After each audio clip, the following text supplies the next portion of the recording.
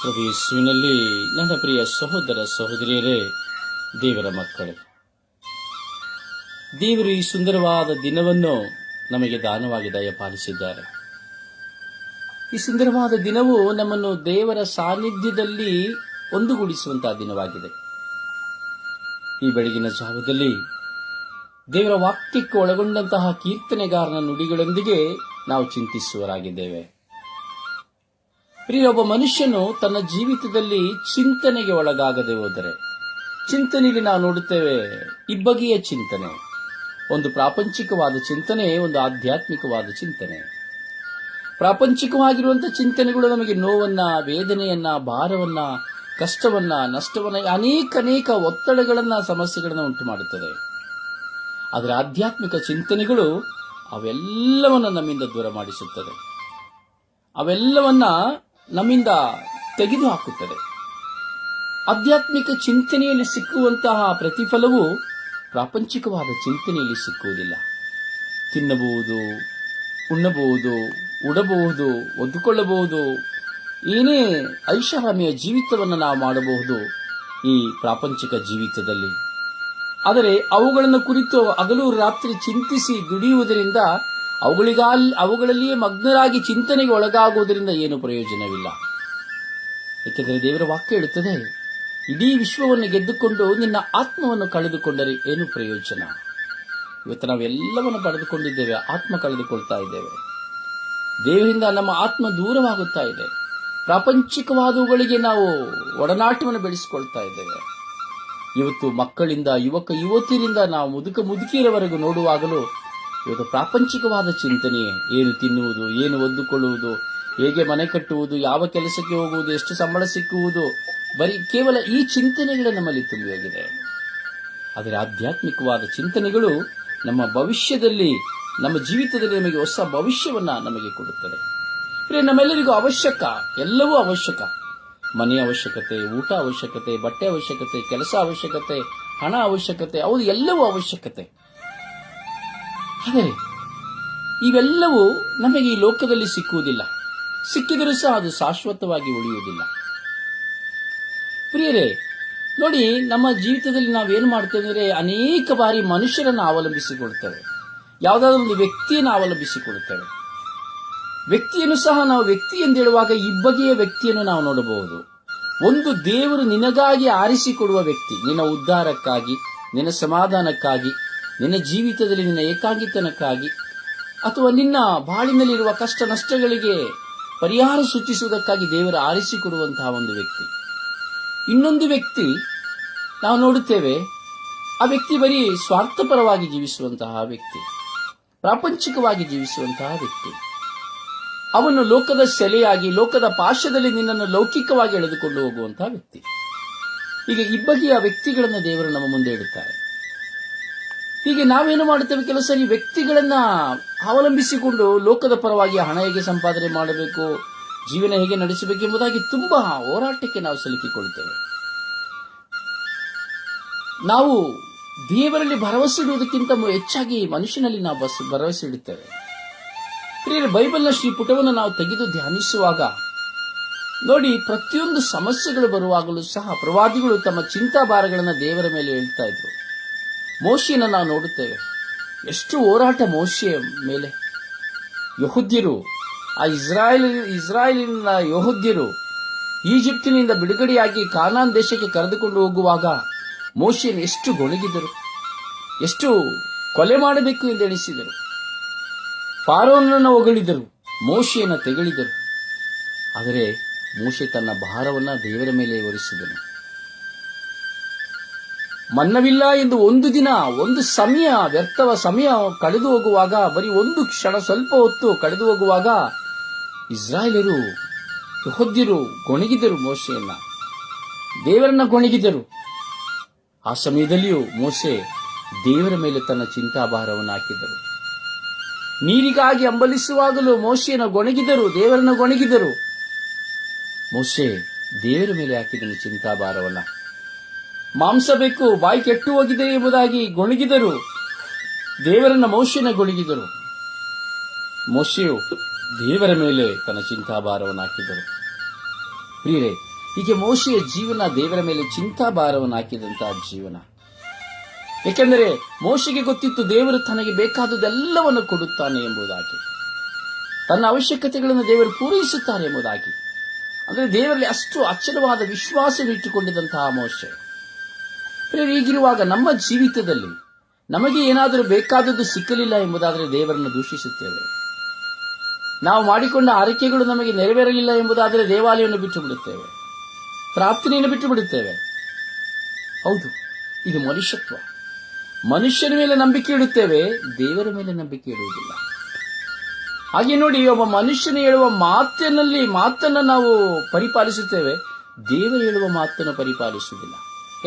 ನಿನ್ನ ಹತ್ರ ಮಾತಾಡಬಾರದು, ನಿನ್ನ ಹತ್ರ ಮಾತನಾಡಬೇಡ ಎಂದು ಹೇಳಿದರೆ ಅದನ್ನು ಕಡ್ಡಾಯವಾಗಿ ನಾವು ಅನುಸರಿಸ, ಅವರು ಹೇಳಿದ್ರೆ ನನ್ನ ಹತ್ರ ಮಾತನಾಡಬೇಡ ಎಂಬುದಾಗಿ. ಆದರೆ ದೇವರು ನಿನ್ನಂತೆಯೇ ಪರರನ್ನು ಪ್ರೀತಿಸು ಎಂದು ಹೇಳಿದರೆ ಅದು ಸಾಧ್ಯವಿಲ್ಲ. ದೇವರ ಆಜ್ಞೆಯನ್ನು ಪಾಲಿಸಲು ನಾವು ಸಿದ್ಧರಿಲ್ಲ, ಮನುಷ್ಯನ ಆಜ್ಞೆಯನ್ನು ಪಾಲಿಸಲು ನಾವು ಸಿದ್ಧರಾಗಿದ್ದೇವೆ. ನಿನ್ನ ಮುಖ ನೋಡಬೇಡ ಎಂದು ಒಂದು ಕೋಪದಲ್ಲಿ ಹೇಳುವುದಾದರೆ, ಮನಸ್ಸಿನಲ್ಲಿ ಇಟ್ಟುಕೊಳ್ಳದ ಕೋಪದಲ್ಲಿ ಹೇಳುವುದಾದರೆ, ಅದನ್ನ ಆಜ್ಞೆಯನ್ನು ತುಂಬಾ ಶಕ್ತವಾಗಿ ಪರಿಪಾಲಿಸಿ ಹಲವಾರು ವರ್ಷಗಳ ಕಾಲ ಮುಖ ನೋಡದೆ ಮಾತನಾಡದೆ ನಾವು ಮುಖ ತಿರುಗಿಸಿ ನಡೆಯುತ್ತೇವೆ. ಆದರೆ ದೇವರು ತನ್ನ ಆಜ್ಞೆಗಳನ್ನು ಪಾಲಿಸು, ನೀ ಪ್ರೀತಿಸು, ನೀ ಕ್ಷಮಿಸು ಎಂದು ಹೇಳುವುದಾದರೆ ಅದನ್ನು ಪಾಲಿಸಲು ನಾವು ಯೋಗ್ಯರಲ್ಲ. ಎಷ್ಟು ಕೆಟ್ಟ ಮನುಷ್ಯರು ನಾವು, ಎಷ್ಟು ಕೆಟ್ಟತನವಿದೆ ನಮ್ಮಲ್ಲಿ. ನನ್ನನ್ನು ಯಾರೇ ಯಾವುದೇ ವಿಧದಲ್ಲಿ ಹೇಳಿದರೂ ಆ ಭಾರವನ್ನಲ್ಲ, ಮತ್ತೊಬ್ಬರ ಮೂಲಕವಾಗಿ ನನ್ನ ಮನಸ್ಸಿನ ಮೇಲೆ ಬಿದ್ದಂತಹ ಭಾರಗಳನ್ನು ಸಹ ನಾನು ದೇವರ ಮುಂದೆ ಹೊರಿಸಬೇಕು. ಮತ್ತೊಬ್ಬರು ಪರಿವರ್ತನೆಗೊಳ್ಳುವುದಕ್ಕಾಗಿ, ನನ್ನಿಂದ ದೂರ ಆಗಿರುವುದಕ್ಕಾಗಿಯೂ ಸಹ, ನನ್ನನ್ನು ಅವರು ತಿರಸ್ಕರಿಸುವುದಕ್ಕಾಗಿಯೂ ಸಹ ಆ ಭಾರವನ್ನು ನಾನು ದೇವರ ಮುಂದೆ ಹೊರಿಸಬೇಕು. ಅದು ನಿನ್ನ ಪತ್ನಿಯಾಗಿದ್ದರು, ನಿನ್ನ ಪತಿಯಾಗಿದ್ದರು, ನಿನ್ನ ಒಡ ಹುಟ್ಟಿದವರಾಗಿದ್ದರು, ಆ ಭಾರವನ್ನು ದೇವರ ಮೇಲೆ ಹೊರಿಸಬೇಕು. ಸ್ವಾಮಿ, ಅವರನ್ನು ನನ್ನ ಮಿತ್ರರನ್ನಾಗಿಸಿದೆ, ನನ್ನ ಒಡ ಹುಟ್ಟಿದವರನ್ನು ನನಗೆ ಕೊಡಿ, ನನ್ನ ಪತ್ನಿಯನ್ನು ನನಗೆ ಕೊಡಿರಿ ಎಂಬುದಾಗಿ. ಅದಕ್ಕೆ ಕೀರ್ತನೆಗಾರ 55ನೇ ಅಧ್ಯಾಯದಲ್ಲಿ 22ನೇ ವಾಕ್ಯದಲ್ಲಿ ಹೇಳುತ್ತಾನೆ, ಪ್ರಭುವಿನ ಮೇಲೆ ಹಾಕು ನಿನ್ನ ಚಿಂತಾಭಾರವನ್ನು, ಉದ್ಧರಿಸುವನು, ಸಜ್ಜನರನೆಂದಿಗೂ ಕದಲಗೊಳಿಸನು. ಖಂಡಿತವಾಗಿಯೂ ದೇವರು ಹೇಳ್ತಾ ಇದ್ದಾರೆ ಪ್ರಿಯರೇ, ದೇವರ ವಾಕ್ಯ ಹೇಳ್ತದೆ ಪ್ರಿಯರೇ. ನೀನು ಸಜ್ಜನನು ಒಳ್ಳೆಯವನಾಗಿರುವಾಗ ನಿನ್ನನ್ನು ಅವನು ಉದ್ಧರಿಸುತ್ತಾನೆ, ಅವನು ನಿನ್ನೆಂದಿಗೂ ಕದಲಲಿಕ್ಕೆ ಬಿಡುವುದಿಲ್ಲ. ನಿನ್ನ ಒಳ್ಳೆಯ ಫ್ರೆಂಡ್ಶಿಪ್ ಅನ್ನು ಅವನು ಬಲವಾಗಿ ನಿಲ್ಲಿಸುತ್ತಾರೆ, ಬೇರೂರಿಸುತ್ತಾರೆ. ನಿನಗೆ ದೇವರು ಕೊಟ್ಟಂತಹ, ಅದು ದೇವರಿಂದ ಆಯ್ಕೆಯಾದ ಒಬ್ಬ ಒಳ್ಳೆಯ ಪ್ರತಿನಿಧಿ ಅಂದರೆ ಅವನನ್ನು ನಿನ್ನ ಬಿಟ್ಟು ಹೋಗಲು ಸಾಧ್ಯವಾಗುವುದಿಲ್ಲ. ಸೈತಾನನು ನಿನ್ನನ್ನು ಅವನಿಂದ ದೂರ ಆಗಿಸಲು ಪ್ರಯತ್ನಿಸುತ್ತಾನೆ, ದೇವರಾದರೂ ನೀನು ಅವನೊಂದಿಗೆ ಇರುವಂತೆ ಮಾಡುತ್ತಾನೆ. ಹಾಗೆ ಚಿಂತಾಭಾರಗಳು, ನೋವುಗಳು, ಕಷ್ಟಗಳು, ಸಮಸ್ಯೆಗಳು, ವೇದನೆಗಳು, ಸಾಲಗಳು, ಮರಣಾವಸ್ಥೆಗಳು ಇವೆಲ್ಲವೂ ನಮ್ಮನ್ನು ಆವರಿಸಿಕೊಳ್ಳುವಾಗ ನಾವು ಖಿನ್ನರಾಗಿ ಹೋಗುತ್ತೇವೆ. ಆದರೆ ನಾವು ಸಜ್ಜನರಾಗಿ ದೇವರ ಮುಂದೆ ಕುಳಿತುಕೊಳ್ಳುವಾಗ ದೇವರು ನಮ್ಮನ್ನು ಉದ್ಧರಿಸುತ್ತಾರೆ ಎಂಬುದಾಗಿ ದೇವರ ವಾಕ್ಯ ಹೇಳುತ್ತಾ ಇದೆ. ಅದರಿಂದ ನಮ್ಮ ಚಿಂತಾಭಾರಗಳನ್ನು ದೇವರ ಮೇಲೆ ನಾವು ಹಾಕಬೇಕು.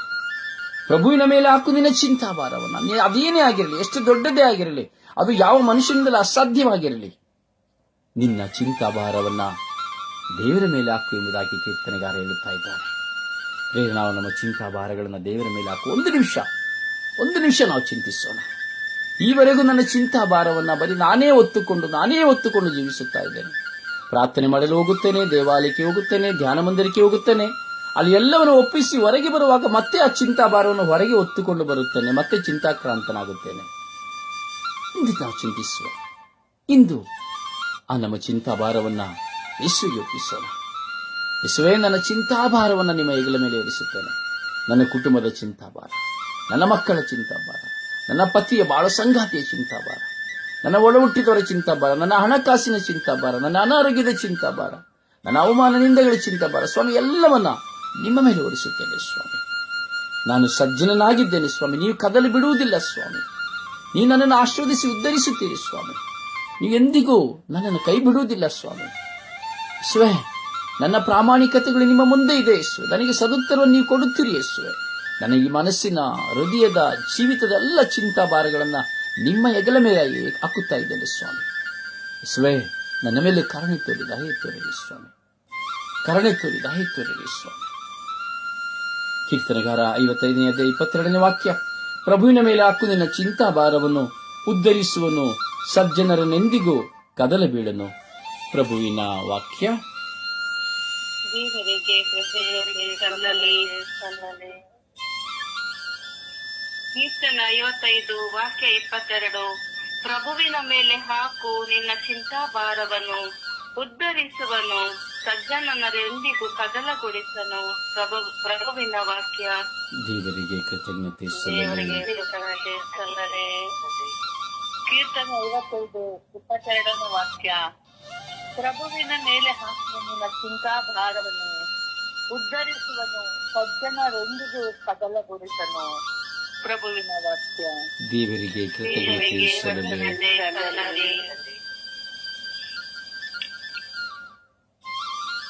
ಕೀರ್ತನೆ 55 22 ವಾಕ್ಯ. ಪ್ರಭುವಿನ ಮೇಲೆ ಹಾಕು ನಿನ್ನ ಚಿಂತಾಭಾರವನ್ನು, ಉದ್ಧರಿಸುವನು, ಸಜ್ಜನರೊಂದಿಗೂ ಕದಲಗೊಳಿಸನು. ಪ್ರಭುವಿನ ವಾಕ್ಯವಿದು. ದೇವರಿಗೆ ಕೃತಜ್ಞತೆ ಸಲ್ಲಲಿ. ಕೀರ್ತನೆ 55 ವಾಕ್ಯ.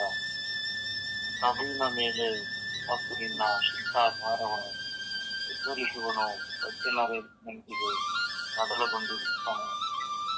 ದೇವರ ವಾಕ್ಯವಿದು. ದೇವರಿಗೆ ಕೃತಜ್ಞತೆ ಸಲ್ಲಲಿ.